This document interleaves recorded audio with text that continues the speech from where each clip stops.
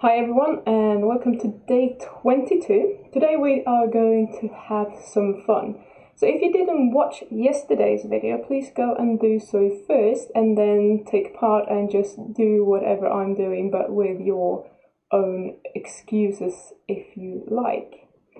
And meanwhile, you can hit the like button here, give it a thumbs up, you can subscribe and you can also share it with everyone you know who needs to quit sugar, which is pretty much everyone who actually eats sugar, to be honest, and spread the love.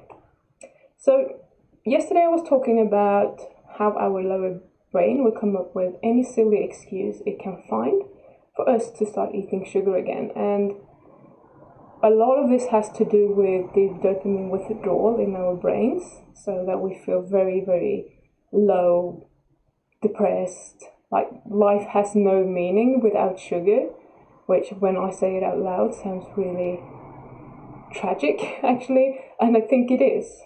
But that's how we feel, and it's really hard to do anything about it in the moment, but it will pass.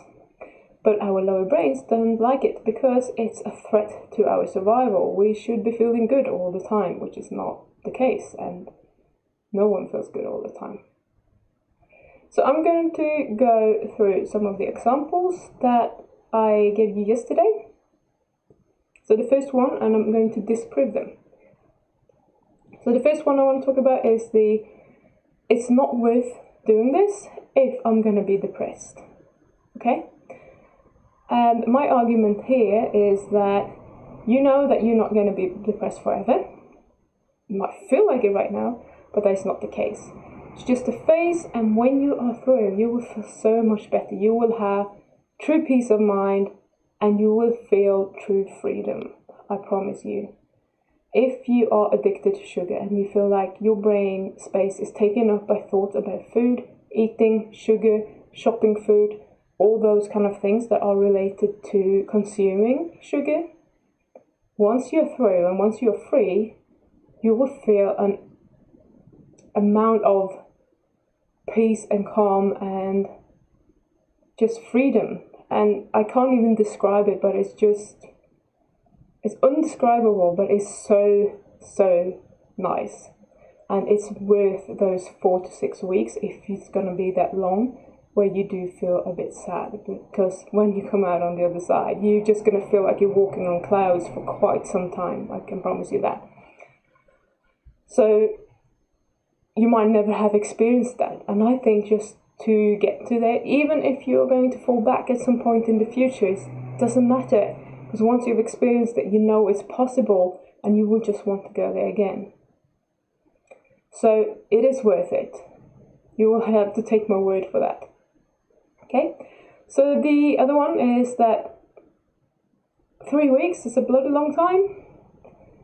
There's no shame in quitting now, because you're already in it for 3 weeks. That's an achievement, and I agree.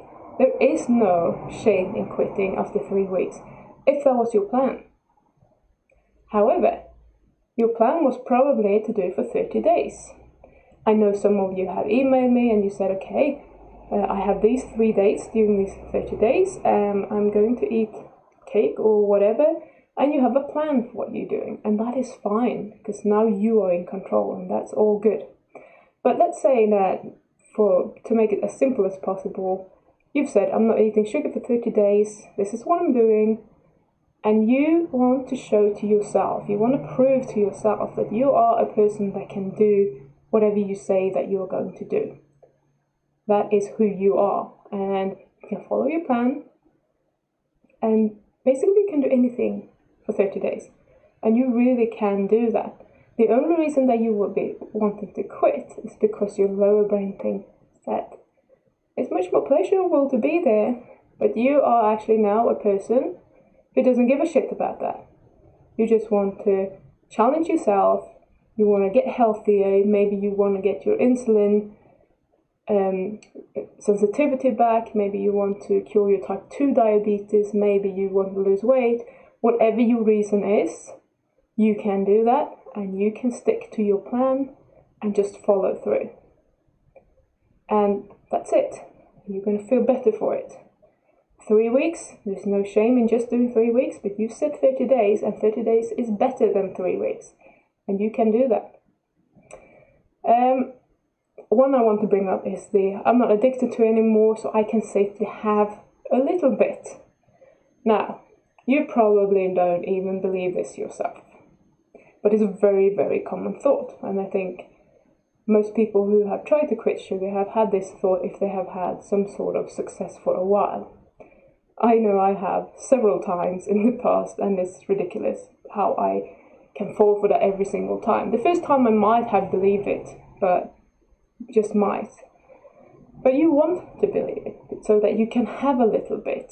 But if it was true that you truly wasn't addicted to it anymore and you were truly over it, you wouldn't even be thinking about it. You wouldn't even be discussing this in your head, like, oh, maybe I should have a little bit. Because there would be no need to have it if you truly were over it. So the fact that you actually still want it means that you're still addicted to it. But you're trying to talk yourself into believing that you're not, which is untrue. So don't fall for that one. That is a major mistake, which most of us have to learn the hard way. But if you don't have to do it the hard way, then just listen to what I have to say and take my word for it. So I'm not going to go through any more because my videos are just getting longer and longer every day for some reason. But basically this is how you do it. You just write down the sentence, which I hope you did yesterday, and then you basically just prove yourself wrong. You just show yourself how your thinking and your statement is BS.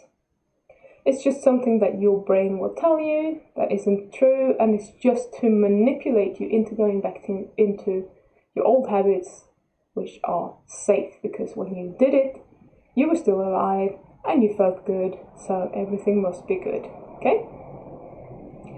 This won't cure anything, but if you can pay attention to what your brain is doing and spot the lies, and spot the lies that it's telling you, it's so much easier for you to use your rational part of the brain and say, no, thanks, I'm good, I don't need to do that, I'm not doing that. So just by being present and being aware of what's going on, it's going to be so much easier for you to keep doing the things that are good for you. And that was all for today. Thank you so much for watching. I really appreciate you all, and I will see you again tomorrow.